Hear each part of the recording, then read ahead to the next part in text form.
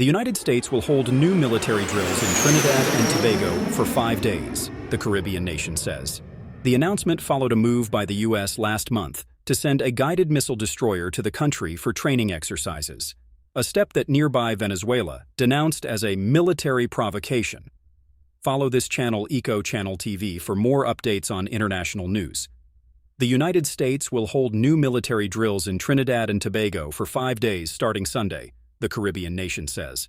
The announcement followed a move by the U.S. last month to send a guided missile destroyer to the country for training exercises, a step that nearby Venezuela denounced as a military provocation. On Thursday, Trinidad and Tobago's Attorney General was quoted by the Financial Times as saying that the U.S. would intensify exercises in the twin island nation, which sits a few miles off the coast of Venezuela.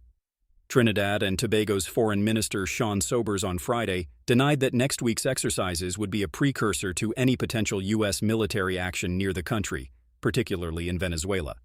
While there are signs of unease globally over U.S. action in the region, the Caribbean nation's Prime Minister Kamla Persad-Bissessar has championed U.S. presence and has feuded with Venezuela's socialist leader Nicolas Maduro. The drills will include the U.S. Marine Corps' 22nd Marine Expeditionary Unit, already deployed in the region to support what Washington says is a mission to disrupt illicit drug trafficking in the Caribbean. The government of Trinidad and Tobago said the exercises would allow U.S. and its own troops to become familiar with each other's tactics and techniques, and that its forces would be trained by the Americans to deal with domestic issues such as drug-related crime and gang violence. In recent weeks, the U.S. has amassed its naval forces in the Caribbean, also bringing its largest warship, the USS Gerald R. Ford aircraft carrier, to the region. In response, Venezuela has said it is launching a massive mobilization of military personnel, weapons, and equipment in the Caribbean. This has raised fears that both the U.S. and Venezuela may be preparing for a larger conflict. While the U.S. has characterized its regional buildup of forces as aimed at combating drug boats, some experts have questioned why so much firepower is needed for this purpose.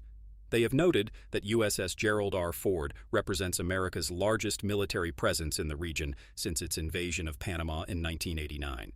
President Donald Trump has said he believes Maduro's days are numbered and that U.S. land strikes on Venezuela are possible. CNN has also reported that earlier this week, Trump was presented with options for military operations inside Venezuela. Trump has yet to decide on how to proceed, but he has previously voiced reservations about taking military action meant to oust Maduro. Maduro recently urged the U.S. against conflict, telling CNN his message to Trump was "Yes, peace, yes, peace."